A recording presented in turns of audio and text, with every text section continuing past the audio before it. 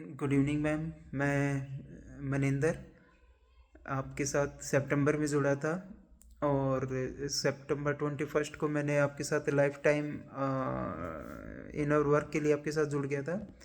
और डे 1 जब मैंने पहली बार आपसे कॉल की उसी दिन से आपसे जुड़ा हूँ और सेम डे से ही आपने मेरे को जो साउंड हीलिंग और जो गाइडेंस दी थी वो करते आ रहे हैं। टाइम टू टाइम आप अपनी हीलिंग्स चेंज करते रहते हैं कि वो स्टेजेस वाइज है कि हम किस स्टेज पे हैं, उस स्टेज के अकॉर्डिंग आप जो गाइडेंस देते हैं वो फॉलो करते रहते हैं।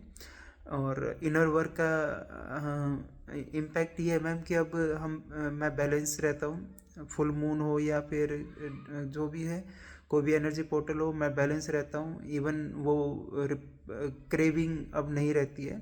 अब मैं अपने जॉब में या फिर अपने पर्सनल काम में या फिर ग्रुप सेल्फ ग्रोथ में मैं ज़्यादा फोकस कर पाता हूँ और ज़्यादा अच्छे कंसंट्रेशन से काम कर पाता हूँ। इसके साथ साथ आप जो साउंड हीलिंग है वो बस एक तरह से ये लगा लो कि जैसे अब हम पूरा दिन म्यूजिक सुनते रहते हैं, एक मज़ा आता है।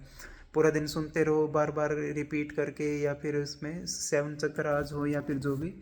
एंड मैं अपनी पूरी सोल फैमिली से यही कहूँगा कि आप जुड़े बिना किसी मेंटोर को, बिना मैम को बिना जज किए आप जुड़े, उन पे बिलीव करें और बस अपना इनर वर्क करते रहें। बहुत सारी चीज़ें होती हैं, मन में क्वेश्चन आते हैं कि पता नहीं काम कर रहा है या नहीं कर रहा है। मेरे साथ भी हुआ है कि काम करेगा या नहीं करेगा, पर मैंने बिलीव नहीं खोया है, मैंने कोई शक नहीं किया है कि नहीं हाँ वो करेगा। वो हम जब कुछ चीज़ों को लेके थक जाते हैं तो हो जाता है, लेकिन इनर वर्क ऑथेंटिक है और वो ऑथेंटिक अगर मेंटोर से आ रहा है तो ऑब्वियसली उसका रिजल्ट भी ऑथेंटिक होगा। इसमें कोई 1% भी डाउट नहीं होना चाहिए। और मैम की गाइडेंस से अब मैं सोल जर्नी पे और आगे जा रहा हूँ। मेरे को और भी इनर वर्क करना है। अभी जैसे अब एग्जांपल ले कि कार्मिक के साथ लड़ाई झगड़ा होना, कहा सुनी होना, या अब वो कंप्लेंट भी करते हैं तो अब ये नहीं लगता कि क्यों कर रहे हैं। अब ये लगता है कि हाँ अब इस पॉइंट पे काम करना है, अब ये भी ये चीज़ बची है, यही यहाँ अपने आप में अंदर उतरना है, यहाँ पर अपने आप पे काम करना है।